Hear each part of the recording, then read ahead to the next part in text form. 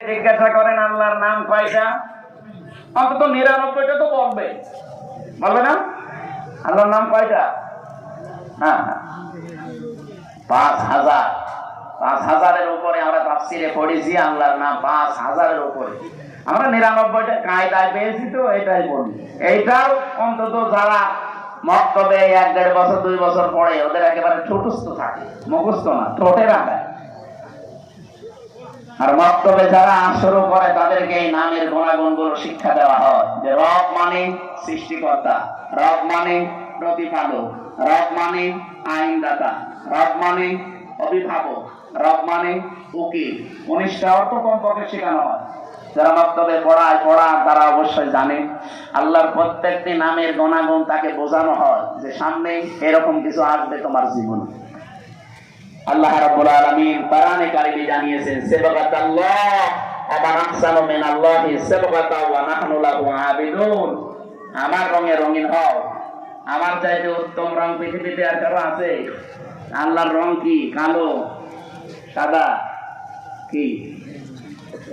এই যে নামগুলো নিয়েছেন, এই নামগুলোর বৈশিষ্ট্য আমাদের ভেতরে আল্লাহ দেখতে চান। আমার আল্লাহর নাম হচ্ছে খালেক, তিনি সৃষ্টিকর্তা। তিনি কি? বলেন। তিনি শুধুমাত্র সৃষ্টি করেন এতটুকু না, সূরা মারিয়ামের তাহার ভেতরে আছে তিনি সৃষ্টি করার পরে ওই সৃষ্টি চলতে যা লাগে ওই পথটা তিনি শুধু দেখাতে পারেন, অন্য কেউ পারে না। এখান থেকে একটা বিষয় আমরা আপনাকে, যে এটা রেকর্ড হচ্ছে, তো সারা দুনিয়া যাচ্ছে, এখন এটা অলরেডি লাইভ চলছে। সারা পৃথিবীর যারাই দেখেন আল্লাহকে, যারা রব সৃষ্টিকর্তা এই শব্দে বিশ্বাস করে, তাদের জীবনে এই শিরকটা যেন না আসে যে সৃষ্টিকর্তা অন্য কেউ হতে পারে। আমরা দুঃখজনক হলো সত্য, যেহেতু বলা লাগছে, আমাদের যে পালিয়ে গেল, উনি একবার বলেছিলেন যে এই ফসলে বরকত হওয়ার পর বলেছিলেন, মা দুর্গা গজে চড়ে এসেছে, এই জন্য ফসলে বরকত। ফসলে বরকত সৃষ্টি করে কি আল্লাহ না দুর্গা? অন্য হিন্দু যদি বলতো আমি জীবনে কিছু বলতামই না, সে একটা হাজি মানুষ। এবার একজন মুসলমান বলেন তো, ওনার মুখে কথা মানায়? আল্লাহর সেই গুণ, আপনি সেই গুণটা কার ভেতরে দিয়ে দিচ্ছেন, টের পাচ্ছেন না যে কি বলছেন আপনি। এখানে শিরক যারা করে ওই এলাকাকে আল্লাহ রাব্বুল আলামিন নিরাপত্তার বেষ্টনীর বাইরে থেকে দেন।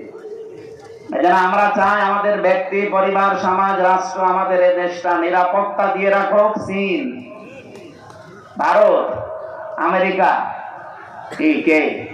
আমরা আল্লাহর নিরাপত্তা চাই। যেন আল্লাহর পক্ষ থেকে যদি সত্যি আপনি নিরাপত্তার বেষ্টনীতে থাকতে চান, ঈমান যতটুকু আছে এটার ভেতরে যেন শিরক মিশ্রণ না হয়। শিরক কি? আল্লাহ যেটা পারে ওইটা অন্য কেউ পারে, এই বিশ্বাস করার নাম শিরক। কি কথা বলছে?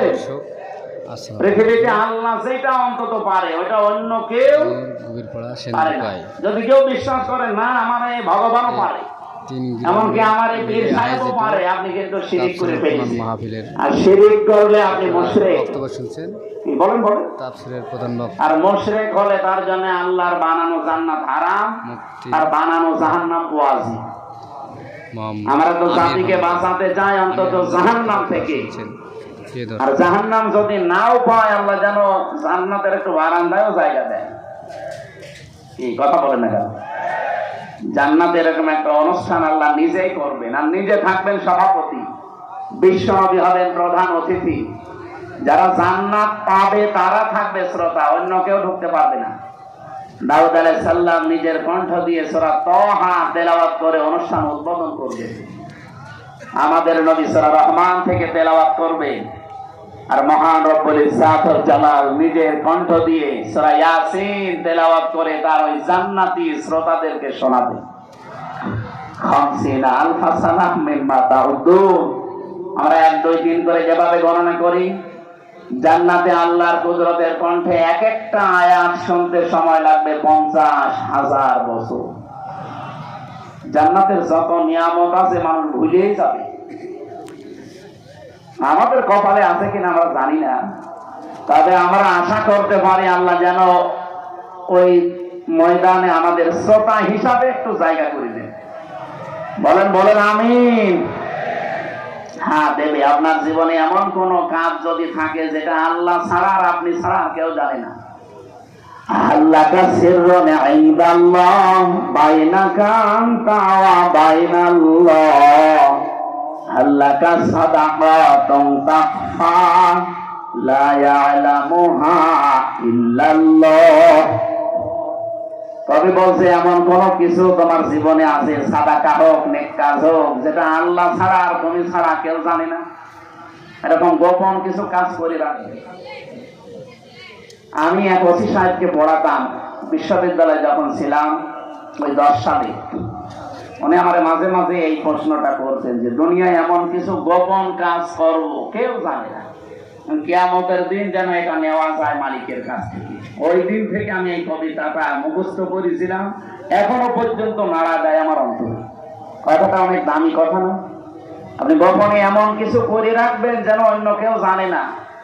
যে পাহাড়ের যে 3 যুবকের ঘটনা আমরা শুনি, তাদেরকে আল্লাহ মুক্ত করেছিলেন তাদের গোপন এই নেক কাজের কারণে। তারা 3 জনেই গোপনে আল্লাহকে খুশি করার জন্য এমন এমন নেক কাজ করেছিলেন যেটা আর কেউ জানতো না। আল্লাহ রাব্বুল আলামিন ওই 3টা নেক কাজের ওসিলা দিয়ে তারা এই গোপন কাজের যেই দোয়া করেছেন, এত বড় বিশাল বিপদ যেখানে মরণ ছাড়া উপায় ছিল না, ওই বিপদ আল্লাহ কাটিয়েছেন, কালো মেঘ দূর করে দিয়ে তাদেরকে আল্লাহ বাঁচিয়ে দিয়েছেন। এই জন্য এমন এমন কাজ জীবনে করে রাখবেন। এই যে যারা সেজদা দেন, রাতের বেলা উঠে একটু নিরিবিলি, পৃথিবীর সব ঘুমিয়ে গেছে, এমন একটা সেজদা লাগাবে, অন্তত এক সেজদায় যেন 1 ঘন্টা কেটে যায়।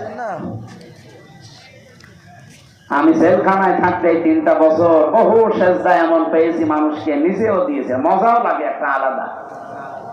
আপনি 45 মিনিট 1 ঘন্টা সেজদায় পড়ে থাকেন, কিছু বলাও লাগবে না, শুধু এমনি পড়ে থাকবে, মনে হবে আল্লাহ কুদরতি পাই আমি পড়ে আছি। একটা আলাদা অনির্বচন সুখ আপনাকে আল্লাহ দান করবে, যেটা কিনতে পাওয়া যায় না। আল্লাহ আমাদের জীবনে এরকম কিছু গোপন নেকির কাজ করার তৌফিক দেন। বলেন আমিন। আমার ভাইরা, আমার যে কথা তোলার ছিল আমি তুলেছি। আমাদের ঈমান আমরা শিরিক মুক্ত করতে চাই। নিরাপত্তা দেওয়ার একচ্ছত্র মালিকানা আমার আল্লাহর। পৃথিবীর কারো নিরাপত্তা নিয়ে মানুষ স্বস্তি শান্তিতে থাকতে পারে না যতক্ষণ আল্লাহ নিরাপত্তা না দেয়। এই কথা বলছে? কত মানুষকে নিরাপত্তা দেওয়ার জন্য এগিয়ে আসতেছে না বাংলার মানুষেরা। যতদিন পর্যন্ত আল্লাহর এই নিরাপত্তা আপনি না পাবেন, বাইরের যত বড় উন্নত রাষ্ট্র নিরাপত্তা দিয়ে তাদের নিরাপত্তারই তারা গ্যারান্টি দিতে পারছে না। আজকে ইসরায়েলে দেখেছেন, আজকে 12:30টার সময় কি ভূমিকম্প, অলরেডি একদিকে দাবানল